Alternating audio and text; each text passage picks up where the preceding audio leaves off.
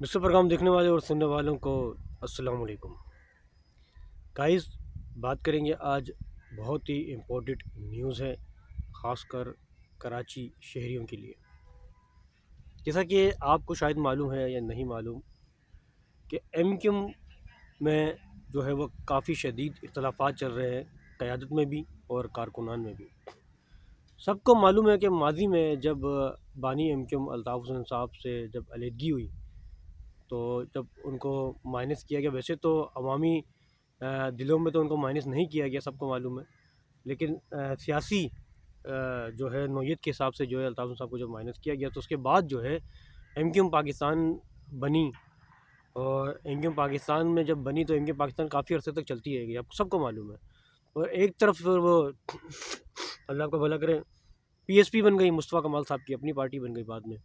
تو یہ دو گروپ تھے آپس میں ایم کیو کے، ایک پی ایس پی اور ایک جو ہے وہ مصطفیٰ کمال کا گروپ.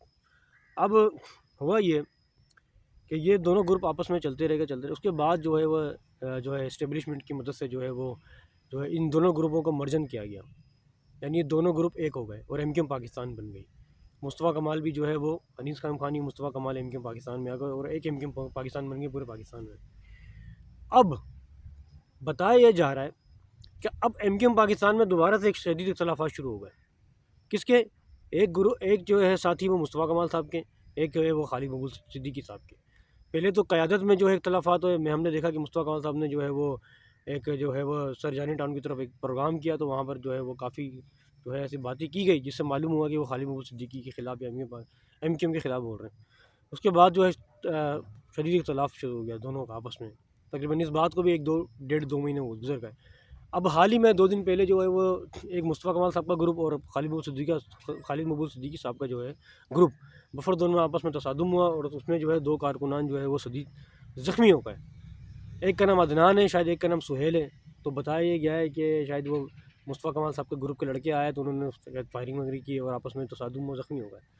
اب عدنان کی جو اہلیہ انہوں نے ایف آئی آر کٹوا دی سرجانی ٹاؤن تھانے میں اس کے خلاف، سہیل کے خلاف.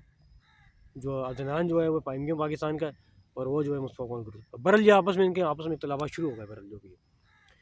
اب جو ہے اس کے بعد جو ہے وہ اب اختلافات کو دور کرنے کے لیے ڈاکٹر فاروق ستار نے خدا کی بستی میں ایک پریس کانفرنس کی، ایک پروگرام کیا، کارکنان کو بلایا پریس کانفرنس کی. تو اس کے ساتھ شاید انیس نامی شخص کو بلایا جو ایک اللہ جانتا ہے کہ وہ بلڈر ہے کیا ہے جو بھی ہے، اس کو ساتھ بلایا، اس کو ساتھ لے کر آئے. وہ تو اس کو سب ساتھ لے کے آئے تو کارکنان نے نعرے بازی شروع کر دی کہ لینڈ گریبر ہے، لینڈ مافیا ہے، گنڈا ہے، جو بھی ہے. نظم و ضبط ہوا کافی. تو وہاں پر سے بتایا جا رہا ہے کہ ذرائع کے مطابق فاروق ستار صاحب بھی وہاں سے چل پڑے، نکل گئے، پریس کانفرنس جو ہے وہ کینسل ہو گئی. تو یہ اختلافات دونوں کے آپس میں چلتے جا رہے ہیں. اب کہتے ہیں کہ جو بھی ہے قائد ہوتا ہے، بانی تو بانی ہوتا ہے. پارٹی کا اگر قائد ہو تو نظم و ضبط نہیں ہوتا، اختلافات نہیں ہوتے، آپس میں لڑائی جھگڑے نہیں ہوتے.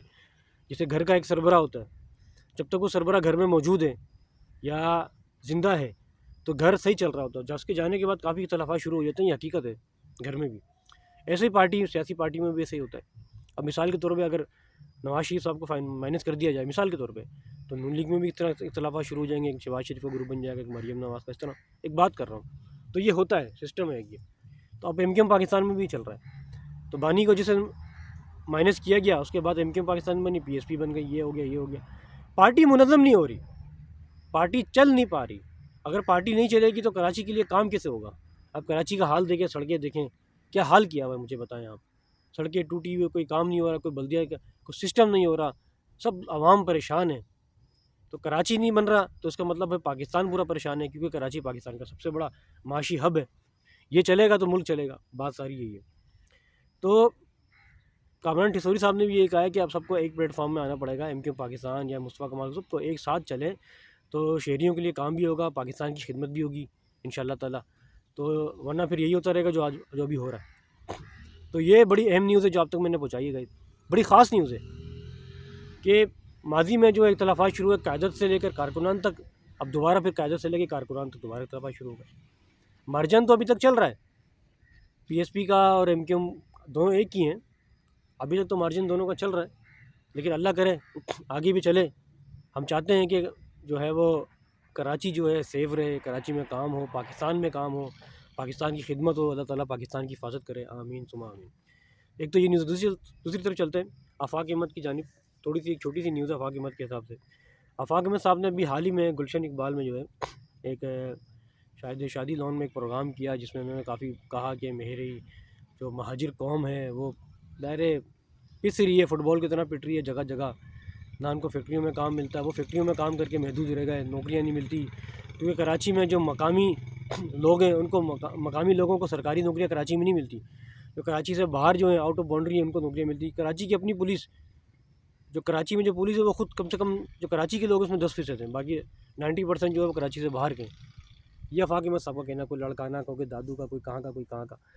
تو کراچی کے حقوق کراچی والوں کو ملنے چاہیے، یہ آفاق احمد صاحب کا کہنا ہے، صحیح کہنا ہے، غلط نہیں کہنا کوئی۔ یہ انہوں نے ایک بات کی تھی جو اب تک میں نے پہنچائی۔ اگر میری ویڈیو آپ کو اچھی لگی تو لائک کریں، شیئر کریں، اس کے ساتھ ہی آپ میزبان عبدالستار کو اجازت دیں۔ اللہ حافظ، پاکستان زندہ باد۔